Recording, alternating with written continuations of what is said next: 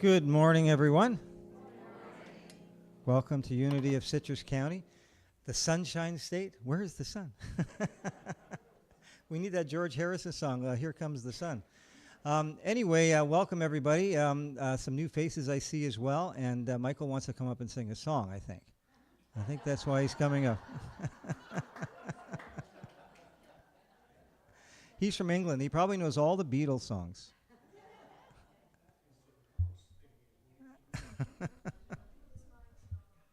Michael? Song first. Can you hear me now? Oh, yeah. Thank you, John. Worked your magic back there. That's good. Good morning. Morning. Okay, it looks like I'm a little early according to this sheet down here, but we won't worry about that too much. Just before we have our first song, let's get everybody welcome. Have we got any first timers today? Oh, it's all Old Home Week. That's great.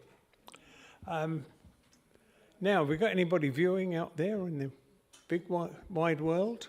You never know who you're waving at with this one. Make yourself known so we can say hi, please. It makes it easier on us all. Anyway, it's a great Sunday to be here. And I'm going to... You all happy? Okay, a collective thought. It is not raining when we leave today. Okay, so let's have a big collective thought about that one. No prayer, maybe not leaving. Yeah, there's somebody down the front here missing a husband. Come on down, Ken.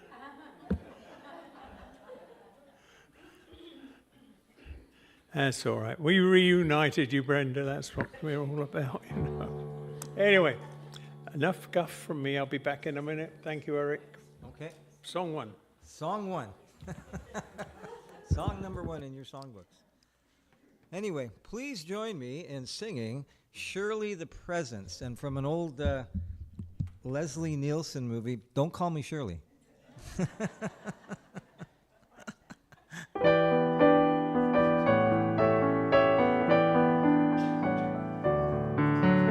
Surely the presence of the Lord is in this place. I can feel His mighty power and His grace. There's a holy hush around us. I see glory on each face. Surely the presence of the Lord is in this place. In the midst of His children, the Lord said He would be. It doesn't take very many. It can be just 2 or 3. And I feel that same sweet spirit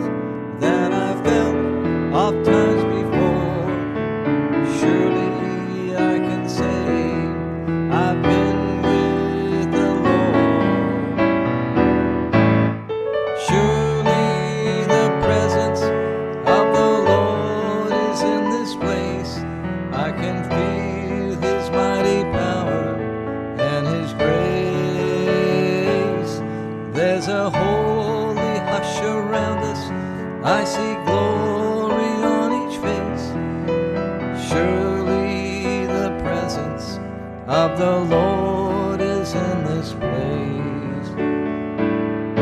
There's a holy hush around us as God's glory fills this place. I've touched the hem of his garment, I can almost see his face, and my heart is overflowing with the fullness of his joy.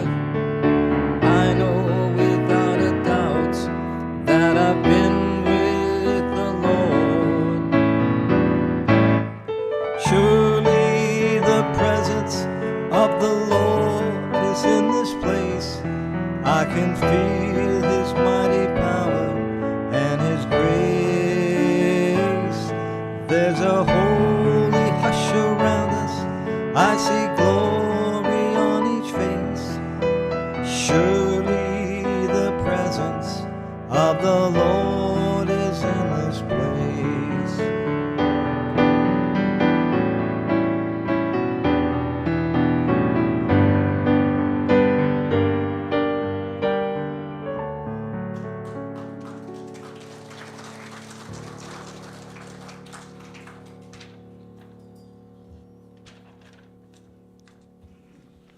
Well, I must say, you're all in good voice this morning. It's good to hear you all. And things are a little bit unusual this morning. Come on. Cut us a break. It's going to be a great day. I say day because we've got a workshop this afternoon as well. But more about that in a minute. Okay. When I've finished with what I got to do this morning, we'll be having Reverend Ron Fox with us. Now, that Exhibit A.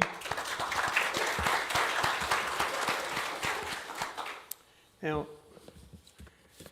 I feel like a newbie. Reverend Ron has been a motivational speaker and workshop facilitator for over 25 years. Ron was originally ordained with the Center of Spiritual Living. Centers, sorry about that. And he's come back to us. Yes, this is good. So it proves he's popular. He's a published author. He's got a keen sense of humour. Anybody that's around him for too long, come to the workshop this afternoon. You're going to see it. In 2018, a couple of, well, it was an honour then, was decided. He was designated a Doctor of Divinity. Then 1 year later, he was awarded the Meritorious Ministerial Award for his outstanding services to CSL. In 2024, he was awarded the Emeritus Minister status. That means he retired. Currently living in Port St. Lucie, he drove over this morning with his wife, Becky. Thank you.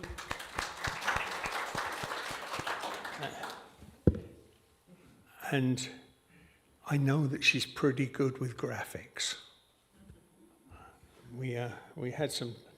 Anyway, not only is Becky an excellent designer, but she's also a CSL prayer practitioner, emeritus. She's retired too. Okay, so that's Reverend Ron. We'll be back with him in just a minute. I lost my piece of paper. Where the heck did that go? Okay. We ready with announcements, Mr. John? Hit me up. Okay. Oh, yes, September the 14th, that's 2 weekends' time. The Path to Peace. I know several of you are involved in that. And if you're not involved but want to be, that's a good time to go and find out all about it. It'll be just after another event, which is the World Day of Prayer, coming on September 11th. Now, I didn't get with Pam earlier. Have we got a sign up in the foyer this morning, Pam? Yes. Yeah, okay, great. There's various activities going to go on there, and I'm going to take just a moment. In the morning, from 10 o'clock till about 12 noon, maybe closer to 1 o'clock. There's outdoor activities. We're going to go to the labyrinth, thank you. And there's a feature going on there. And there's various others out there. I haven't got a list of those. Once you come in, come back at 3 o'clock. I didn't get corrected, I must have the time right.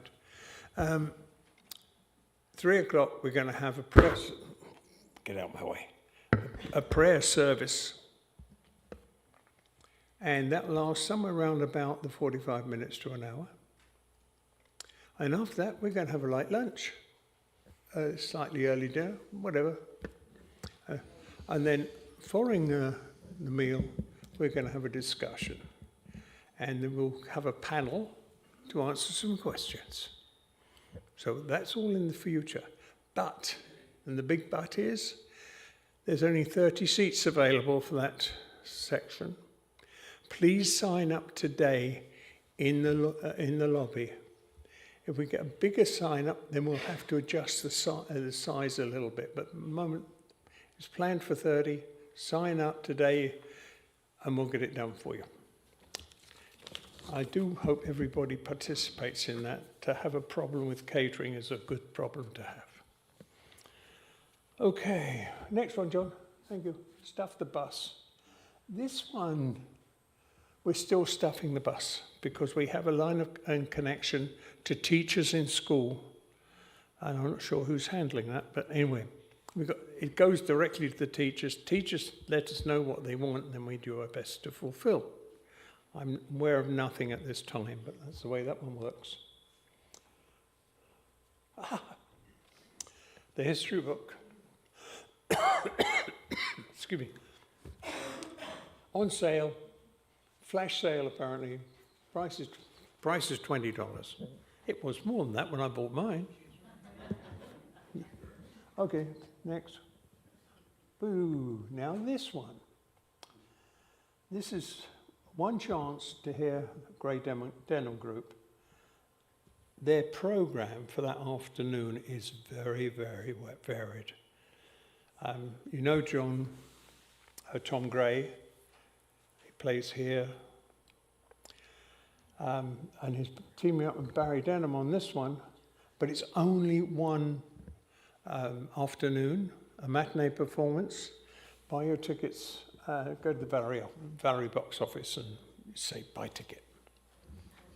Straightforward ticks, it's not painful. Okay, John, next. Oh, right. Can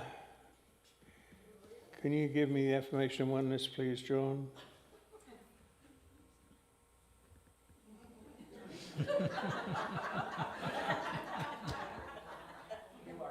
There. Okay, we're getting there. Okay. Are we ready? Let's get going. There is one power and one presence in the universe and in my life. God the good, all-powerful, all-knowing, everywhere present, right here, right now, God.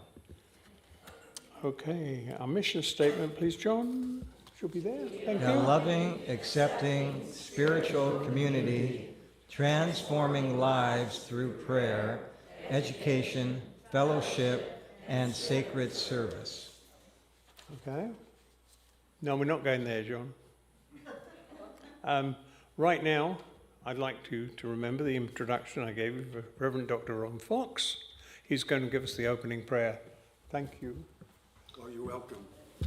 I'm just curious, is there anybody else here that doesn't understand a word he's saying?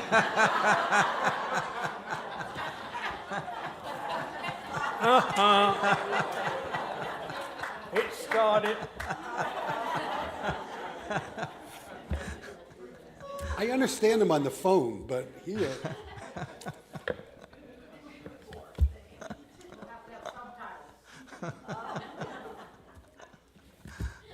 So how about if we just take a moment?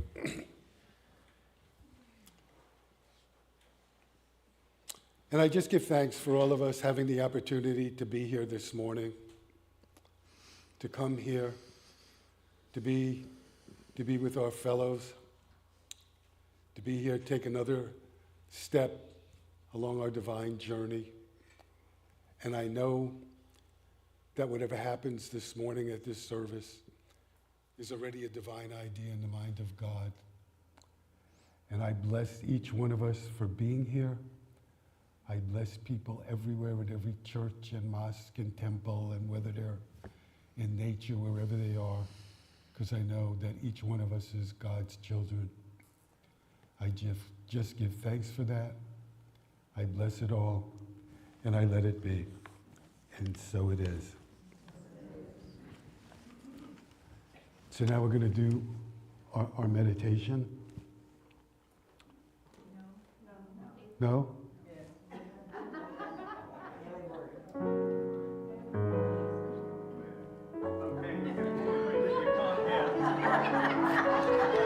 Well, at least they understood what I said was wrong.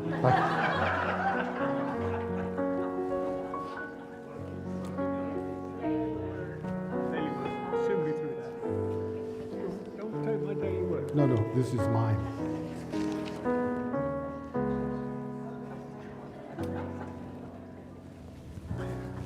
This is supposed to be the start of the serious part of the service. See? Is John messing me about in the back? Okay. Sunday, August the 31st, 2025. The word of the day is healing. I use uplifting words to support my healing. A teacher asked students to draw self-portraits surrounded by rays of sunshine and swords radiating from their hearts. The rays symbolized uplifting words, and the swords symbolized hurtful words. The exercise powerfully illustrated that words can heal or harm. Today, I commit to using words that affirm my divinity. I receive these sentiments into my heart, acknowledging their truth. I release any words that do not uplift me.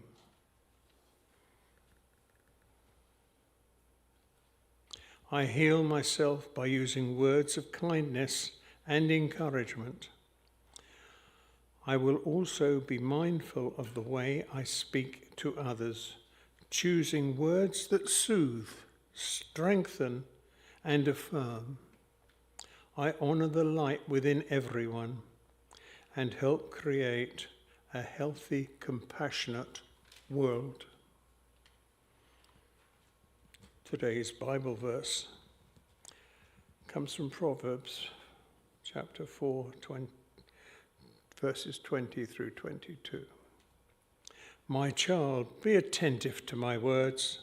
Do not let them escape from your sight. Keep them within your heart, for they are life to those that find them, and healing to all their flesh. Thank you.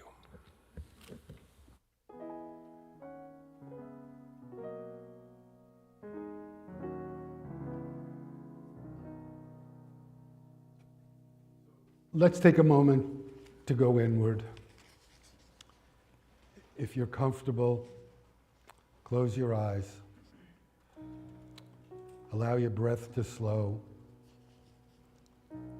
Feel yourself supported by the chair, by the earth. And with each breath, let yourself relax a little bit more deeply. In this quiet space, bring your awareness to your heart. There, in the center of your being, is the spark of divine presence. It has always been there, unchanging, radiant, and whole. You are not separate from the infinite. You are an expression of it. You are light. You are love. You are wisdom in form. Let each breath remind you, I am one with the divine. I am one with all life. If any thoughts of limitation or doubt arise, simply notice them and let them pass by like clouds across a bright sky. They do not define you. Your truth is deeper. Your truth is divine. In this sacred stillness, affirm gently in your mind, I am a radiant expression of God. Divine life flows through me as me. I am whole. I am love. I am light. Let us take a few minutes in the silence.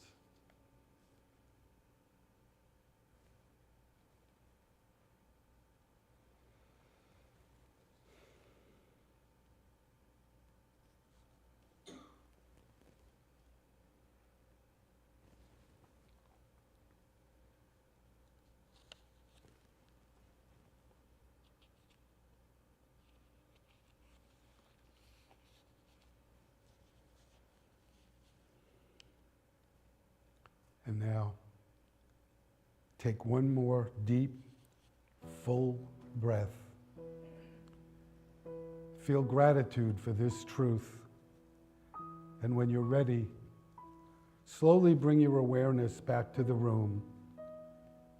Open your eyes, carrying with you the quiet knowing you are divine, now and always. And so it is.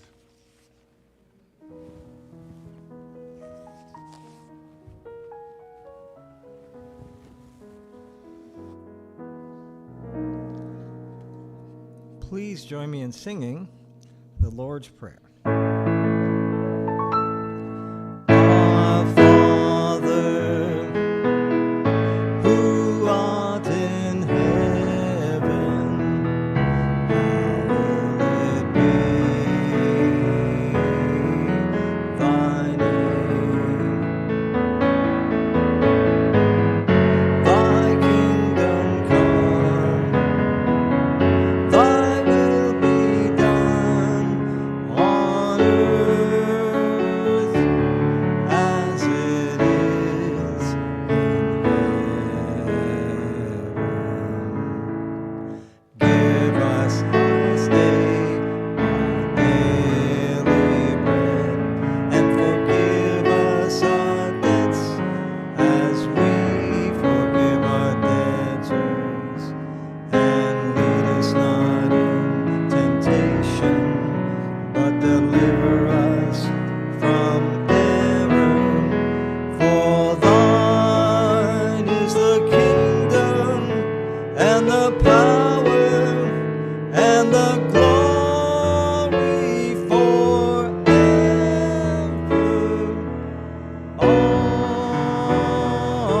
Amen.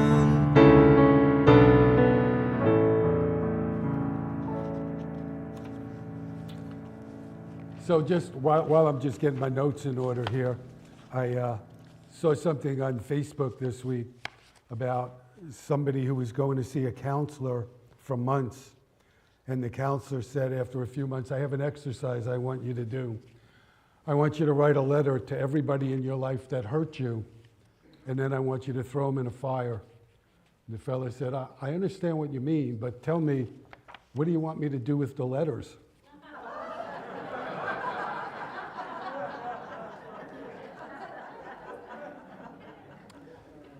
So my topic today is is living a spiritual life. And I'm a CSL minister, but I always would tell my congregations, and Elaine here used to be part of it, and I'm sure she'll remember, every time I talked about Eric Butterworth, who I want to talk about in a minute, I always used to tell them that in our lifetime, I think he's the greatest New Thought teacher. And one of the things Eric Butterworth said, he said that the Alpha and Omega of all of Jesus' teaching was about the divinity of man. And how I took that is he was saying basically that all of Jesus' teachings is about telling you and me that we are divine beings. So there's a story which I'm guessing is a fable, that one day Socrates was sitting on the side of the road and somebody came up to him who didn't recognize him and said, "Excuse me, sir, can you tell me how to get to Mount Olympus?" And Socrates said, "Yes, make every step you take go in that direction."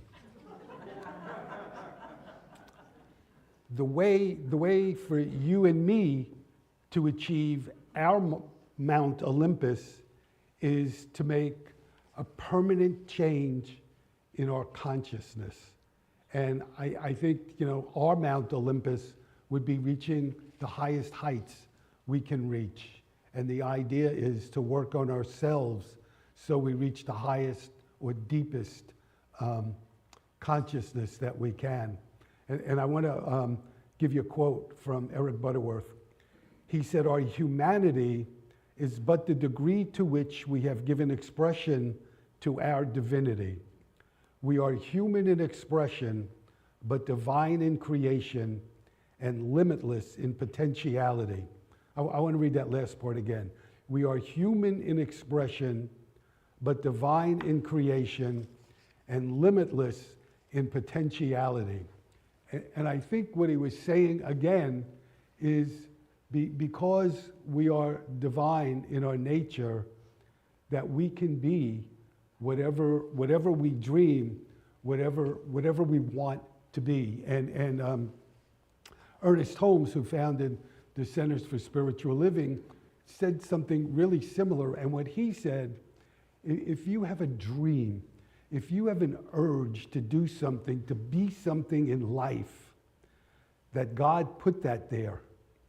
And what kind of God would it be to give you that dream, give you that urge, and not give you the tools to manifest it?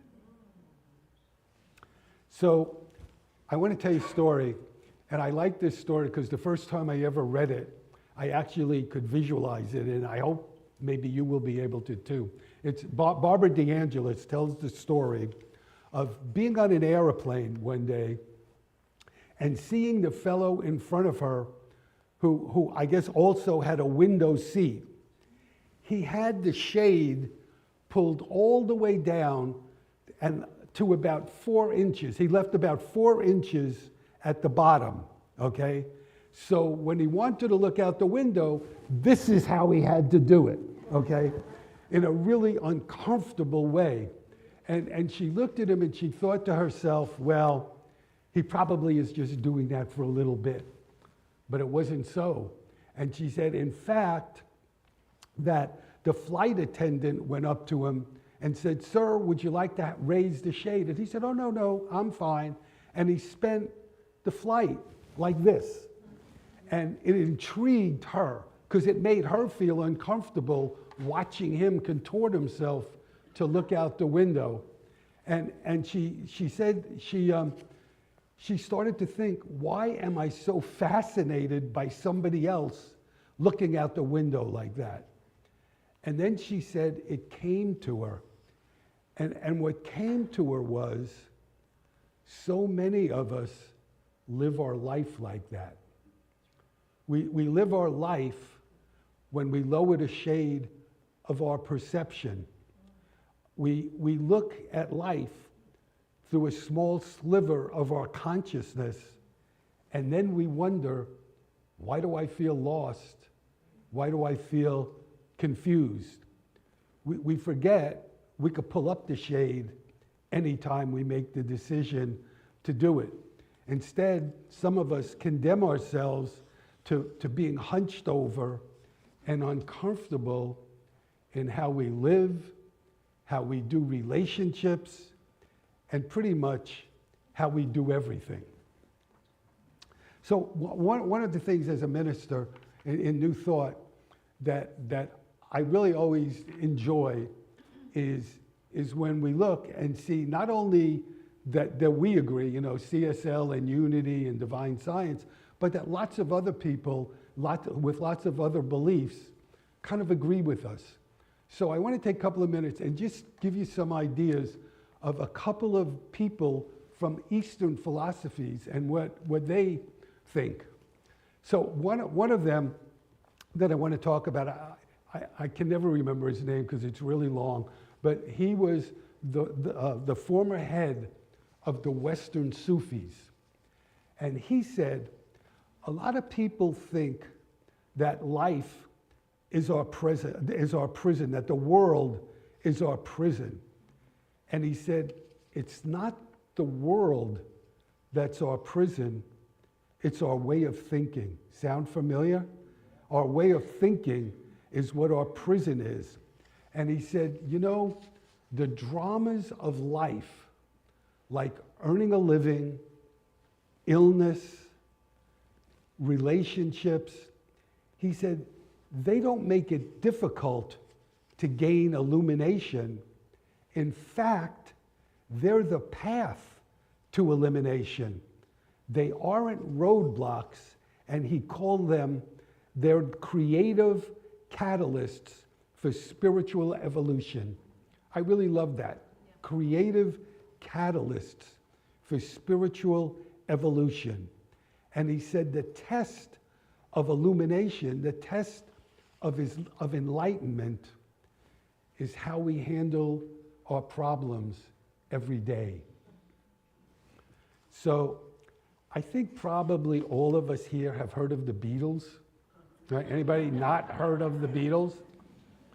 Well, remember at some point in their career, they traveled to India and they studied with the Maharishi. Remember that? Well, I want to tell you something the Maharishi said. The Maharishi said, this isn't a quote, but he said, you can sit in isolation from the world and experience enlightenment, but the true test is, can you do it in Times Square? Think about that. It's the same thing, I think, that Butterworth was saying and that the Sufi fellow was just saying. What really determines spiritual illumination is how we live day to day. Now, I'm going to talk about that a little bit more later. But I'm sure some of us have thoughts like, I really don't want to go on like this. Nothing I do really seems important. I want my life to have purpose and meaning. And you know, there's a name for that. It's called divine discontent. And I think of it as like Spirit giving us a little shove, you know, to say, hey, it's time you woke up. And when we start having feelings like that, it kind of says we're ready to release what's not working, and we're ready to become the people that we're meant to be. And all of us, we teach that all of us have a mission to complete that's unique to each one of us. So every one of us here is unique, and we have a unique mission, you know, and some of us have really big missions and some not so big. You know, we're not all going to be president of the United States. We're not all going to hit 70 home runs or whatever, you know, have a hit record. But the truth is, just as much as the world needs them, the world needs plumbers, electricians, teachers, parents. It needs all of us. And if any one of us doesn't live what our unique purpose is, it's gone forever. because nobody else could live what's unique to us. And the late Rabbi Shani Labowitz said, God dreamed a dream in you. And and she said, we know the dream is real when what we do feels good. And not only that, but we know that when what we do serves the goodness of others, and that it's our destiny to live out God's dream. And it doesn't depend on any outside force. It depends on us living in integrity and living to be the person that we're meant to be. You know, we also teach that we become what we think. And a spiritual life is where the infinite invades the finite, where God comes into our life. So I want to give you an example of that. Rachel Remen is an MD, and she has a clinic in Northern California where she does counseling with people with really serious diseases. Most have cancer.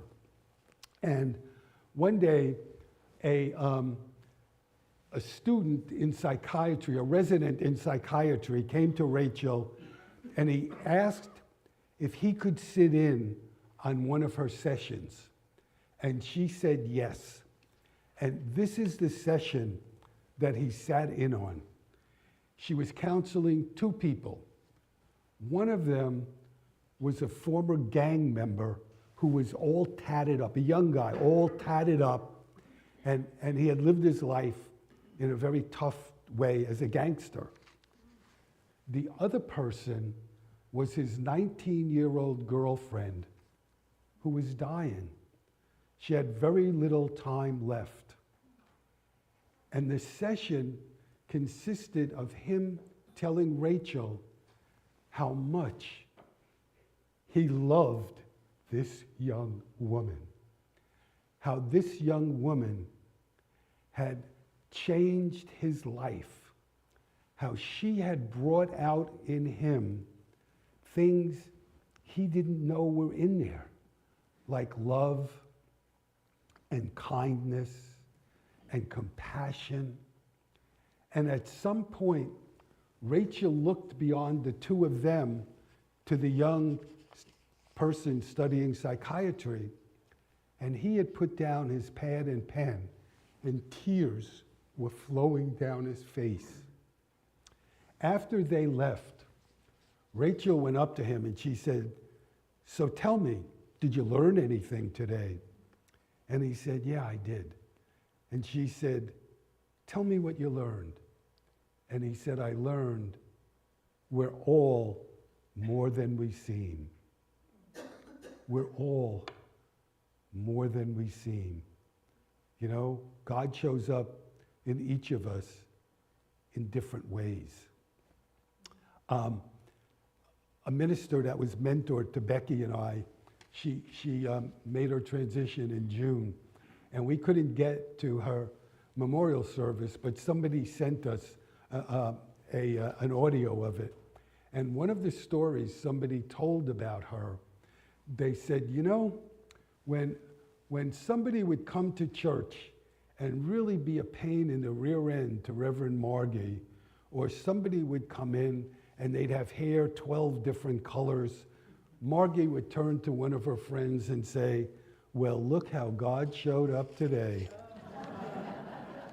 And that's a lighter way of making the point that Rachel was making about we are all more than we seem.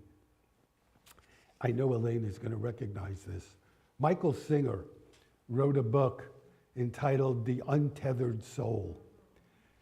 In the book, one of the questions he asks is, how can you really know God when there are so many teachings, so many concepts, so many different religions? And he says, you know, there's a way, because fortunately within us, we have a direct connection to Spirit. And we can choose to identify with that part of us. And he says, what does it feel like to identify with Spirit? You walk around feeling love for no reason at all. And it made me think, when I was rereading that, I think there are 7 or 8 billion of us, on the planet. Could you imagine if that really ever came to pass and all of us walked around loving for no reason? What a different world this would be. No hunger, no wars, no poverty. We would have a whole different way of living and being. So another author that I want to talk to you about is Wayne Muller. He's a speaker, a teacher, a minister, and a great author. And one of the books he wrote is called Sabbath Time. And he identifies Sabbath time as a time to listen to that still small voice within. And it's a time, he said, when we celebrate the beautiful and the sacred. And there are lots of ways that we can do that. Somebody just did that. We can light a candle. We can sing songs. We can tell stories. We can take a nap. We can eat a great meal with friends. We can make love. We can take a walk in nature. We can meditate. Or we can just be still. Let me tell you one of the ways that I do that. Becky and I live in Port St. John, Florida, and we live right across from NASA, and we live almost directly on the Indian River. We probably live not even 200 feet from the Indian River, which is really huge. And we have a screened-in porch, and when the weather's nice, I like to do my work out on this screened-in porch, because when I look up, what I see is this gorgeous expanse of water, and sometimes I look out and see a dolphin breaching or a manatee, and just the beauty of what God created for me puts me in a different place. I can't really describe what it is, but my head is in a totally, totally different place. And that's what taking some Sabbath time and getting in touch with our divine presence can do for any of us. So what do you call it? What you do every day, every week, every month, the things that you do, whatever it is. You know what you call that? A life. That's what you call that. That's how we live our life. We live our life in hours, in days, in weeks, it's in months. And I always, I think also in terms of firecracker moments. And for me, a firecracker moment can be, college or high school graduation, meeting the really special person of your life, maybe, being there for one of your children being born. But they're big time moments, but they don't make up a life. They're one-time happenings most of the time. So I want to share with you, this is going to really embarrass my wife. But it's a good embarrassment. So this is my phone. It's an iPhone. And in there, I have pictures. And one of the sets of pictures I have is of our wedding. I have about a dozen of them. And every day, every single day, I did it this morning after we got here, I go in and I hit one of the pictures and I look at it, maybe for 5 seconds. Sometimes I look at 2 of them. And I do it to remind me of how I felt that day, how much in love I was, and how I couldn't believe that this person that was so beautiful inside and out was going to agree to spend the rest of her life with me. But that was a firecracker moment, you know? It was 34 years ago, and it's a really good memory. But the reason I do it is I want to remember how I felt that day, so I bring that love into every day. When she says to me, I just did a load of wash, help me fold the clothes. Or, I actually didn't, or the garbage is somebody said the garbage, you said it, the garbage is starting to smell and it's your job. Or, I'm going to Publix, will you come with me? That, and I actually mean it more seriously, because that's what the life is about.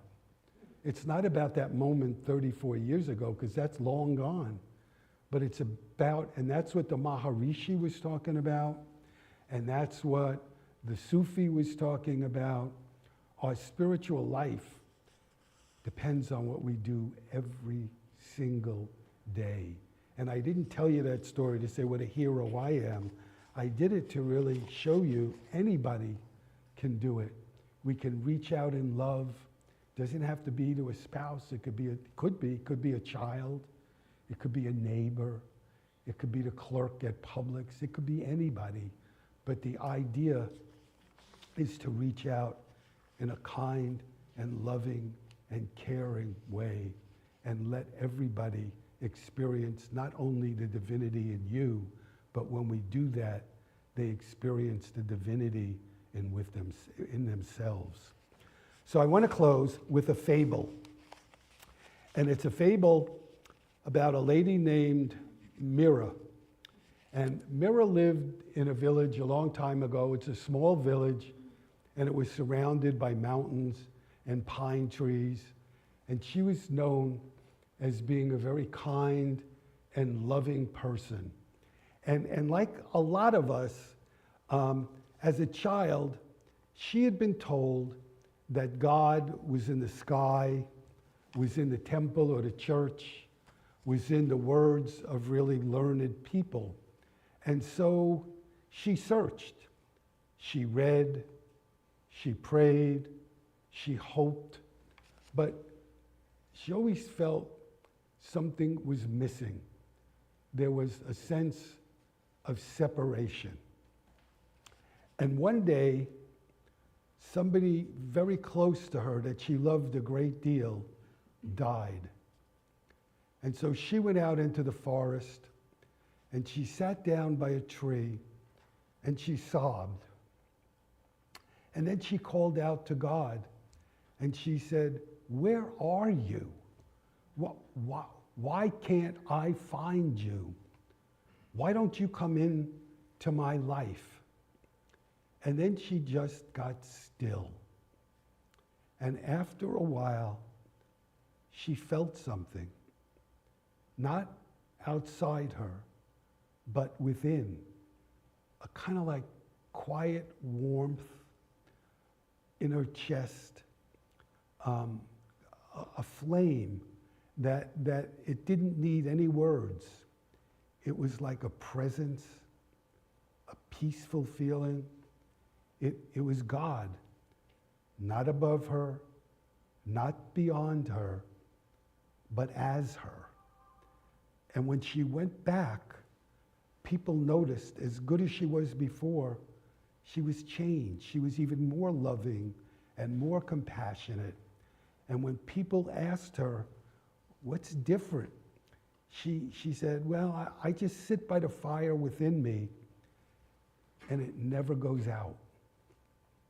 And so maybe by now, some of you might realize that the story of Myrrah is all of our stories, that there's a sacred flame within each and every one of us right now. And it's not waiting to be earned. It's not dependent on where you are. And it's not hiding underneath any guilt or any shame. It's our divine essence, the spark of God. That's our true nature. And you don't have to go to the forest to find it. You simply have to become still. To listen,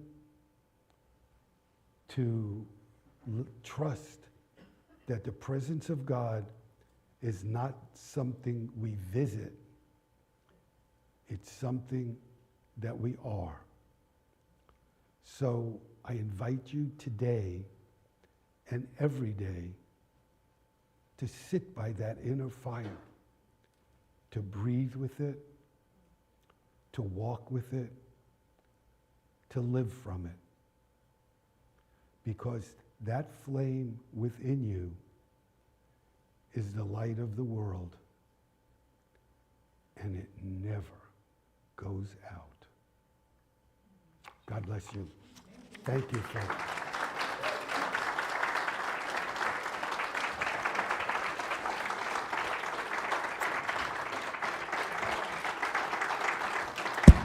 Thank you.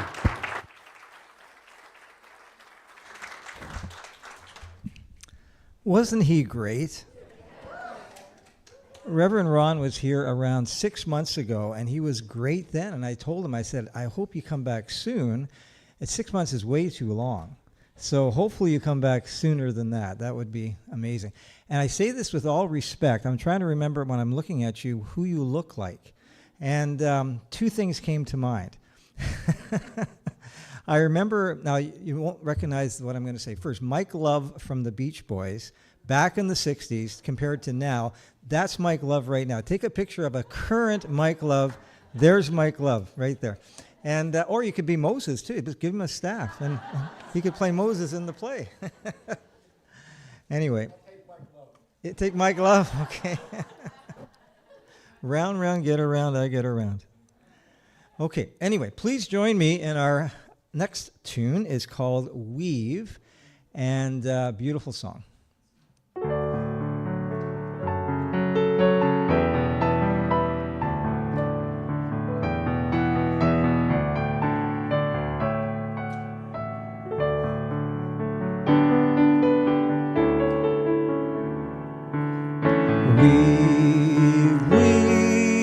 Weave us together, weave us together in unity and love. Weave us together, weave us together, together in love. We are many textures, we are many colors, each one different from the other. But we are entwined with one another in one great tapestry. Weave us together, weave us together in unity and love. Weave us together, weave us together, together in love.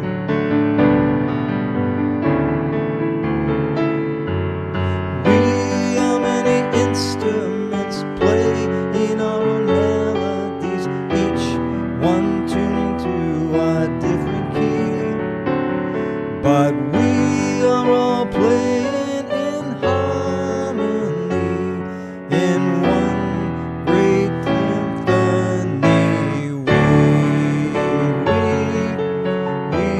us together, weave us together in unity and love.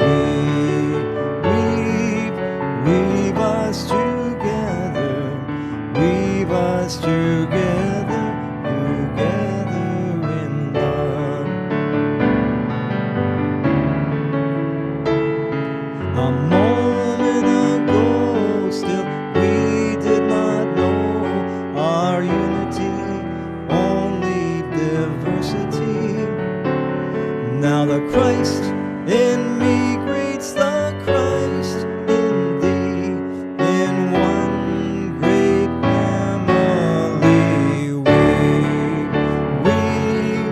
Weave us together, weave us together in unity and love. Weave us together, weave us together, together in love.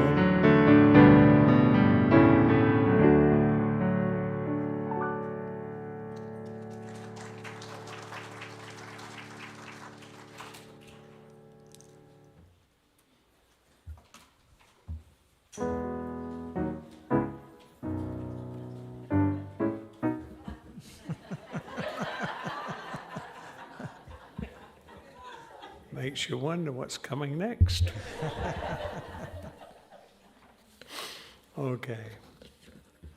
Now, piece of paper in order.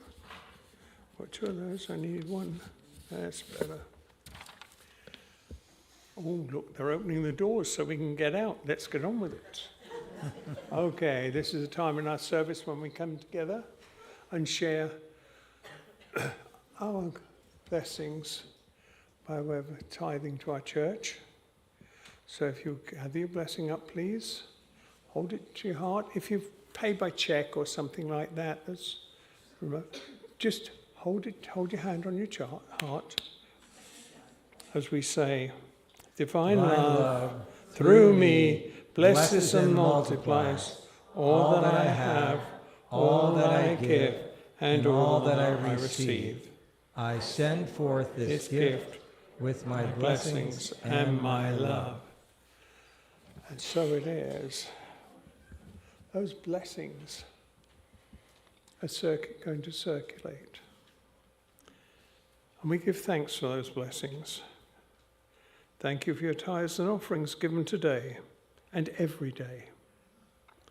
We know they are given in love and received in love, and that they move through this ministry with an energy of divine love into the world as good. Each giver here today is blessed with blessings heaped up and pressed down, overflowing, for this is the law. And so it is. Amen. Amen. Okay. Prayer for protection. The light of God surrounds us. I am light. The The love of God surrounds us. I am love. The power of God protects us. I am power. The presence of God watches over us. I am presence. Wherever we are, God is, all is well.